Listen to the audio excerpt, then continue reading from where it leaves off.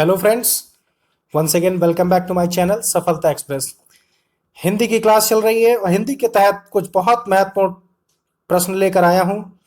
हिंदी भाषा एवं वर्णमाला से संबंधित आने वाले junior TET, C TET, super TET और यूपी टेट से संबंधित कुछ बहुत महत्वपूर्ण प्रश्न।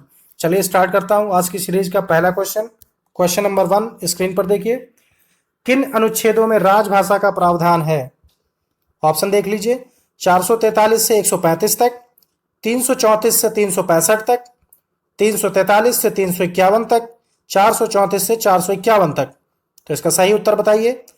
जैसा कि आपको मालूम होगा कि हिंदी को राष्ट्रभाषा का नहीं, राजभाषा का प्रावधान किया गया है, संविधान में वर्णित है। तो option number C is the right answer, 343 से 351 तक। चलिए बढ़ते अगले क्वेश्चन पर। Question number 2।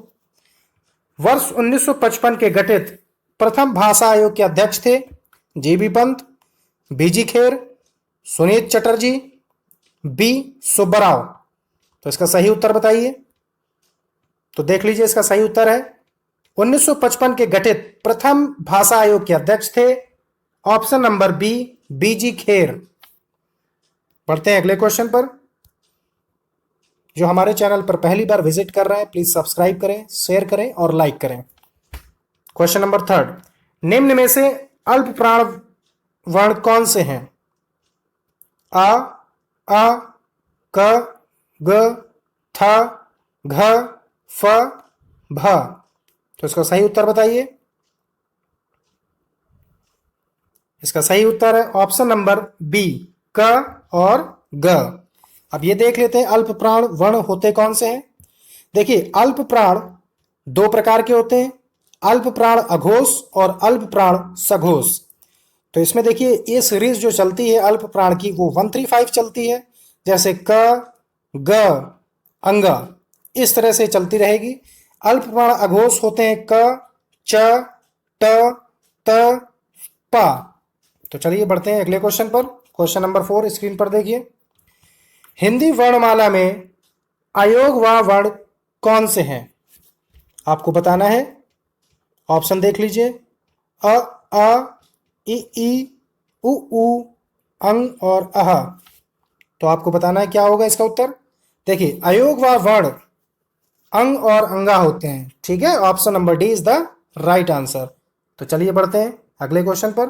Question number 5 screen पर देखिए। देखिए, ये कुछ ध्वनियां दी गई हैं। ऐसे क्वेश्चंस बहुत पूछे जाते हैं आपको कि उसमें ध्वनियां दे दी जाती हैं और आपसे ये पूछा जाता है कि ये ध्वनियां किसकी हैं। तो देखते हैं क्वेश्चन नंबर 5। क, ग, ज, फ ध्वनियां किसकी हैं? अंग्रेजी, हिंदी, उर्दू, अरबी, फारसी।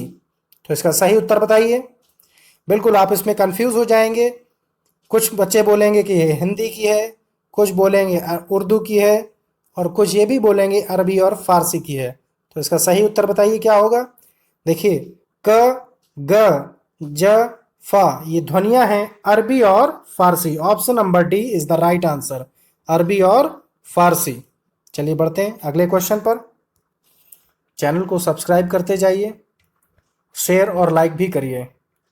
Question number 6। हिंदी में मूलतः वर्णों की कितनी संख्या होती है? आपको बताना है कि हिंदी में वर्णों की टोटल संख्या क्या होती है। ऑप्शन देख लीजिए। 50, 51, 52, 53। तो इसका सही उत्तर बताइए। जिस तरह से अंग्रेजी के अल्फाबेट में 26 अक्षर होते हैं, उसी प्रकार से हिंदी में भी 52 अक्षर होते हैं। कितने होते हैं? 52 वर्ण होते हैं। Option number D is the C is the right answer. तो चलिए बढ़ते हैं अगले क्वेश्चन पर। Question number 7। अघोष वर्ण कौन सी है? आपको बताना है कि अघोष वर्ण कौन सी है। ऑप्शन देखिए। स, अ, ज, ह। सही उत्तर बताइए इसका क्या होगा। इसका सही उत्तर है ऑप्शन नंबर ए, स। अघोष वर्ण, मैंने अभी आपको बताया कि अघोष वर्ण दो प्रकार के अघोष वर्ण जो होते हैं वो क्या होते हैं, ये आप समझ लीजिए। जिन ध्वनियों के उच्चारण में स्वर तंत्रियों में गूंज उत्पन्न नहीं होती वे अघोष वर्ण कहलाते हैं। जैसे क, ख, च, छ, ट, ठ। इनमें क्या होता है कि ध्वनियों के उच्चारण में स्वर तंत्रियों में गूंज नहीं उत्पन्न होती है, इसी को अघोष वर्ण कहते हैं। तो चलिए बढ़ते हैं हमारे अगले क्वेश्चन पर। क्वेश्चन नंबर 8, या रा ला वा व्यंजन को कहते हैं, इनको क्या कहते हैं? ऑप्शन देख लीजिए, स्पर्श व्यंजन, अंतस्थ व्यंजन, ऊष्म व्यंजन, उपर्युक्त सभी। तो इसका सही उत्तर बताइए। देखिए, यारा लावा व्यंजन को अंत्यस्थ व्यंजन कहते हैं। Option number B is the right answer. इसको प्लीज नोट करते जाइए, ये बहुत इंपॉर्टेंट क्वेश्चंस हैं। बिल्कुल सेम टू सेम ऐसे ही क्वेश्चन आपके एग्जाम में आएंगे, सुपर टेट में आएगा, जो 2020 में आने वाला है जूनियर का, बिल्कुल निश्चित रूप से आ जाएगा। सरकार का आदेश हो चुका है कि बहुत जल्द से ही जल्द आपकी ये भर्ती प्रक्रिया पूरी कर ली जाएगी। चलिए बढ़ते हैं अगले क्वेश्चन पर।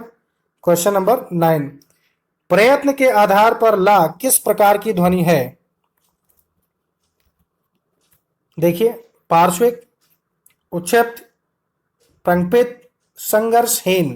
तो इसका सही उत्तर बताइए क्या होगा? प्रयत्न के आधार पर ला पार्श्विक प्रकार की ध्वनि है। Option number A is the right answer. तो चलिए बढ़ते हैं अगले क्वेश्चन पर। क्वेश्चन नंबर 10, महाप्राण ध्वनियां व्यंजन वर्ग में किससे संबंधित हैं? अब आपको यह बताना है कि महाप्राण ध्वनि जो होती हैं, ऑप्शन देखिए इसके, पहला दूसरा, दूसरा तीसरा, दूसरा चौथा, पहला चौथा।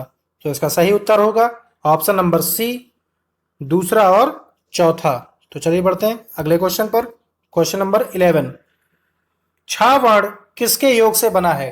तो आपको यह बताना है कि जो वर्ण छा होता है वो किसके योग से बनता है। तो इसको आपको बहुत ध्यान से समझना है। काधनसा, काधनचा, काधनछा, काधन सा। तो इसका सही उत्तर बताइए। देखिए, का जो छा वर्ण है वो दो वर्णों के मेल से बनता है। वो दो वर्ण हैं, का और सा। तो ऑप्शन नंबर ए इसका सही उत्तर होगा। चलिए बढ़ते हैं अगले क्वेश्चन पर। क्वेश्चन नंबर 12, हिंदी की स्पर्श घोष महाप्राण ओष्ठ व्यंजन ध्वनि है। ये मिसप्रिंट है, ध्वनि। ध्वनि बहुत फेमस हो चुके हैं, इसको आप ध्वनि कर लीजिए, ध्वनि है। तो इसका सही उत्तर बताइए। भ, द, जा नहीं होगा, यहां पर था होगा। क्या होगा? था होगा। तो इसका सही उत्तर बताइए क्या होगा? तो इसका सही उत्तर है ऑप्शन नंबर सी, था। चलिए बढ़ते हैं अगले क्वेश्चन पर। क्वेश्चन नंबर 13, हिंदी की सा ध्वनि है। हिंदी की सा ध्वनि है। आपको ये बताना है, ध्वनियां बहुत पूछी जाती हैं एग्जाम में। कोई भी एक वर्ण आपसे दे देगा और आपसे तुरंत ये पूछेगा कि ध्वनियों के प्रकार बताइए। तो आपको बताना पड़ेगा कि वो ध्वनियां कौन सी हैं। इसलिए आपको ये ध्वनियां बहुत इंपॉर्टेंट है और इनको नोटेट करते जाइए। प्लीज नोट कर लीजिए और इनको बहुत ध्यान से समझिए।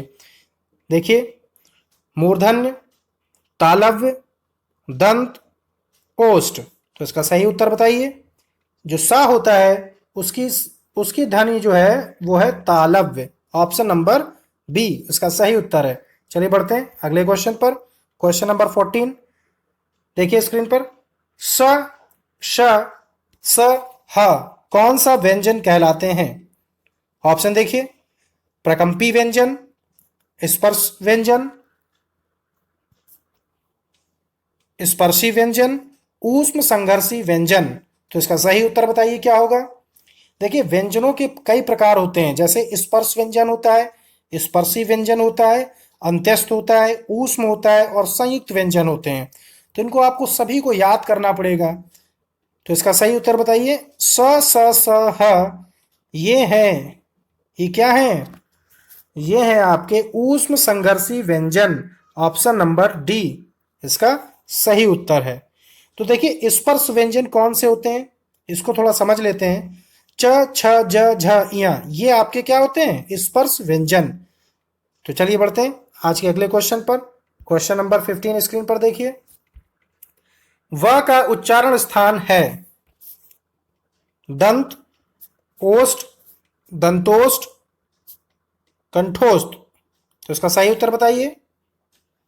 तो व का उच्चारण स्थान जो होता है वो होता है कठोष्ठ। Option number D. चलिए बढ़ते हैं आज के अगले क्वेश्चन पर। क्वेश्चन नंबर 16, निम्न में से कौन सा व्यंजन स्पर्श संघर्षी है? ऑप्शन देखिए, ज, र, ह, व। तो इसका सही उत्तर है ऑप्शन नंबर ए, ज।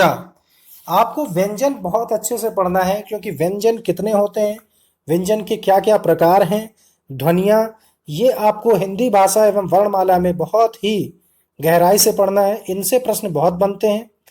जैसे मैंने अभी आपको बताया कि विसर्ग और अनुस्वार ये सभी बहुत पूछे जाते हैं, तो इनको आपको बहुत अच्छे से पढ़ते जाना है और इन सभी क्वेश्चंस को आप स्क्रीनशॉट लेकर के नोट करते जाइए, क्योंकि अगर आप हिंदी में अगर आप स्कोर अच्छा करते हैं तो आपकी मेरिट लिस्ट भी अच्छी जाएगी। जूनियर टेट जो आने वाला है वो बहुत टफ होगा, क्योंकि आपको मालूम होना चाहिए कि करीब 60,000 बच्चा पास हुआ है, सिर्फ 6 लाख में 60,000 बच्चा। आप समझ सकते हैं कि कंपटीशन और भी ज़्यादा हाई होने वाला है। जूनियर जो टेट आने वाला है उसमें सिर्फ और सिर्फ 4,000 वैकेंसी करीब करीब आएंगी आपकी। तो इसलिए आप संघर्ष करिए और मेहनत का फल सदैव मीठा होता है। तो आप लगे रहिए और डटे रहिए। तब तक के लिए नमस्कार।